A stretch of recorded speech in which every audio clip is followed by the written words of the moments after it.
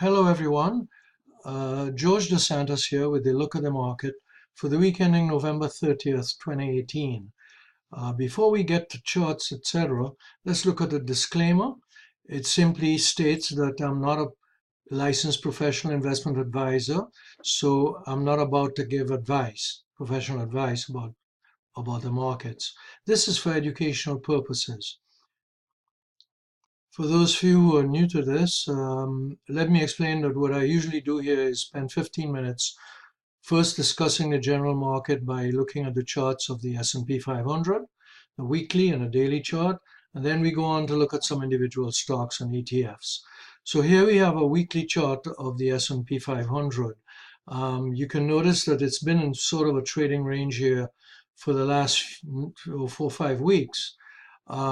We have that neckline of a reverse head and shoulder here, this yellow line, and it's at 2820 on the S&P. We'll see it more clearly on a daily chart. This is a weekly. So as far as the weekly chart is concerned, you recall that last week I pointed out we had a bullish harami here. This body of this candle was totally engulfed by this bearish body, and then we had a follow-up with a bullish candle finding resistance at 2820. Since then we had a hammer.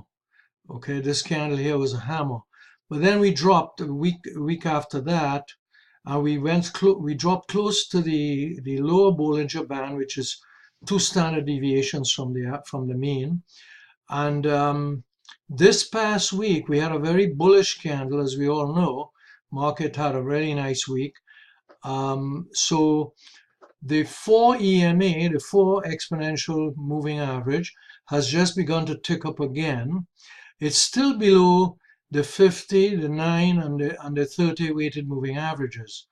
So we're still in a downtrend.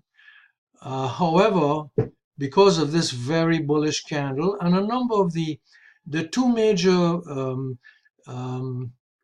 geopolitical events, if you wish, that seem to be holding the markets back, the rising rates that were anticipated by the Fed and the tariffs, especially on Chinese products.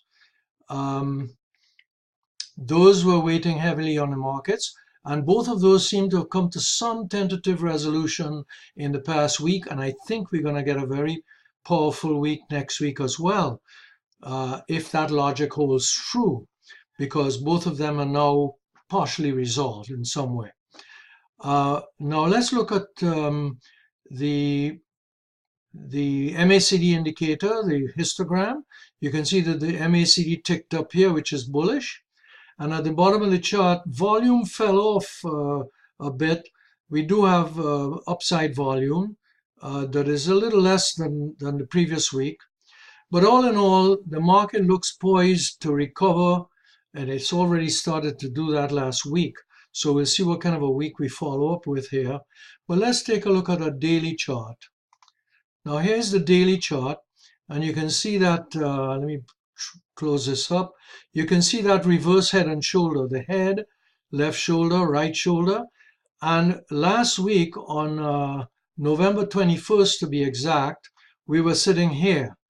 And I mentioned that we had a long way to go to the neckline, but in fact, we might anticipate that because we had a very bullish divergence of MACD, the moving average convergence divergence indicator. So there is a divergence. You see, prices made a lower low, while MACD made a higher low. And since then, we've had this really nice run last week. So we are now closing, the S&P is now closing right smack at the 50-day moving average, this magenta line, and the 200-day moving average, the white line. So we're just closing right between those 2 moving averages. And also notice that the 4 week in this case, the 4 moving exponential moving average, and the 9, the red line, are now above the 30. So you have what someone called the mouth of the alligator. You see the 4 here, the 9 and the 30. So the alligator's mouth is opening, and typically when that is happening, we are in the midst of an uptrend, and we should be feeding the alligator by buying stocks. So that's indicating to us that we should have another good week. We left this lower Bollinger Band, and we're halfway, almost halfway, or a little more than halfway up toward the upper Bollinger Band. Notice that I calculated a target of 3037 as a target for the S&P based on the reverse head and shoulder pattern.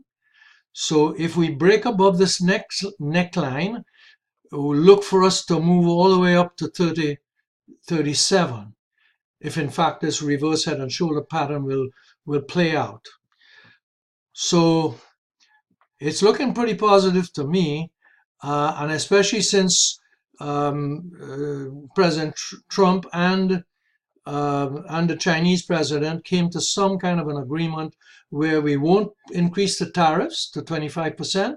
We're leaving it at 10 for 90 days at least. And the Chinese agreed to buy more agricultural products, meaning soybeans, etc. And they agreed to buy some other products from the United States, farm products, etc. So it's looking pretty good to me. Let's take a look at some individual stocks. Here's a chart of Salesforce, CRM. I'm showing just the MACD and the volume for a change.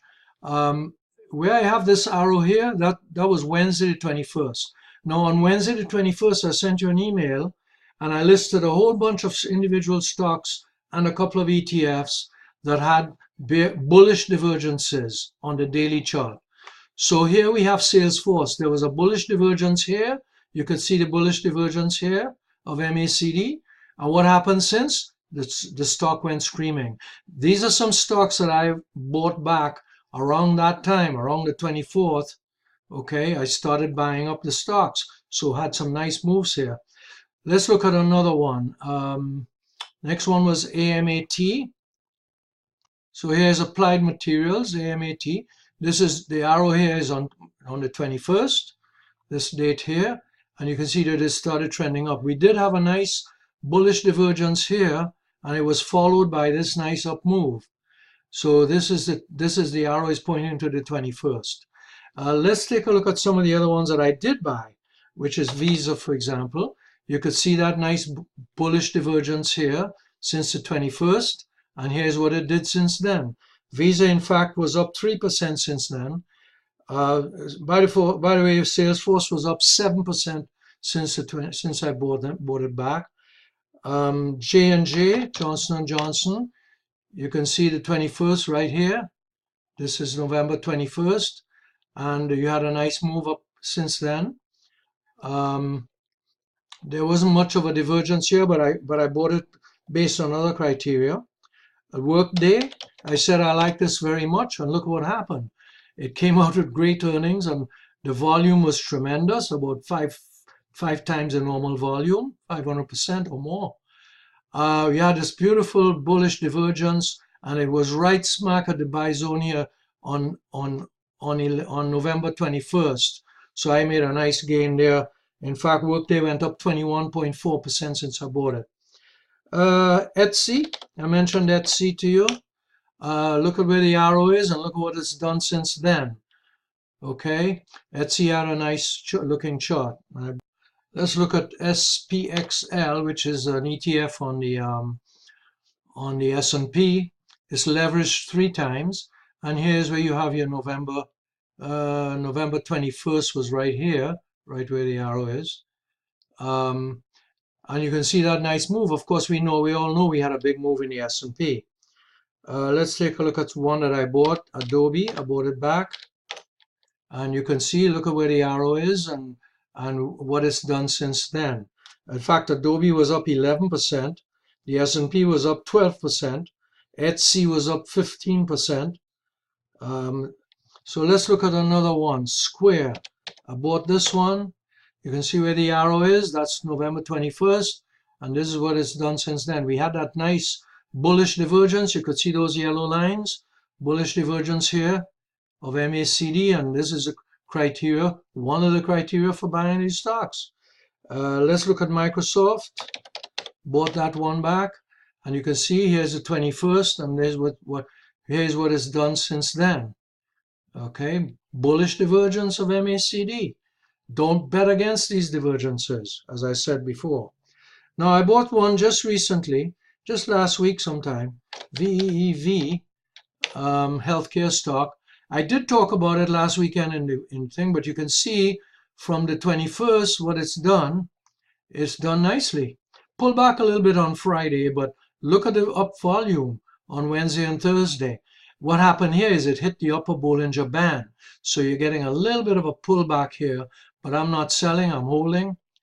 Let's see. Home Depot, I bought some of Home Depot, but very late. You know, I didn't buy it on the 21st, just bought it maybe on Thursday. And you can see what it's done since the 21st. Look at that, right? Nice move. And also Qualcomm, I just bought Qualcomm just toward the end of the week. So I don't have in fact, I have a loss on Qualcomm because I just bought it. It's down about a fraction, 0.23%. We have time for a few more, so let's take a look at Amazon. Remember I mentioned last week that if this market is really turning around because of all these bullish divergences and the reverse head and shoulder, that Amazon has to move with the rest of the market. It would seem to me that's logical. And so here's what Amazon did. This is the 21st here, and here's what it did since then. It moved with the rest of the market. Let's look at Spotify. Spotify, similar kind of thing. Bullish divergence here. Since then, it's been moving up. Pull back on Friday a bit though. I don't own these stocks, and I don't own Amazon, don't own Spotify. And the few that I'm going to cover now, I like them, but I can't buy everything. Run out of cash. Okay, next one we're going to look at is Ring. I mentioned that having a bullish divergence. And look at what happened since the 21st. This is the 21st here.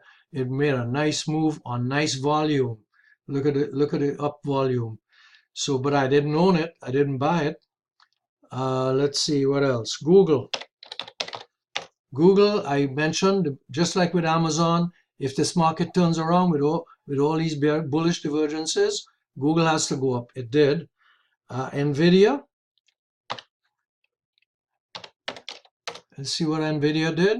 It's still struggling, but it had this bullish divergence, not as much as of some of the other divergences, but it did move up a bit with the rest of the market.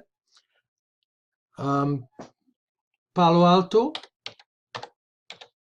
PNW. You could see a bit of a move here. It did come back on Friday. And Netflix. Netflix, you could see that same kind of a move. And let's talk about Tesla. You know, I made nice money on Tesla in 2013, never bought it since. But I put an order in to buy at the open tomorrow. Now, I might get filled at a very high price, but I don't care. I just bought 300 shares. Now, why am I buying it? You have a squeeze of the Bollinger Bands. You have a very bullish engulfing. You have a bullish engulfing pattern candle. You have another bullish engulfing candle. Okay, and I think it's ready to pop again. And so I like this squeeze here, coming out of the squeeze and with a bullish candle on Friday. So I put an order in to buy some at the open tomorrow. Just 300 shares. That's all we have time for, folks. So hope you had a good weekend, and we'll do some of this again next week. Make some walking around money.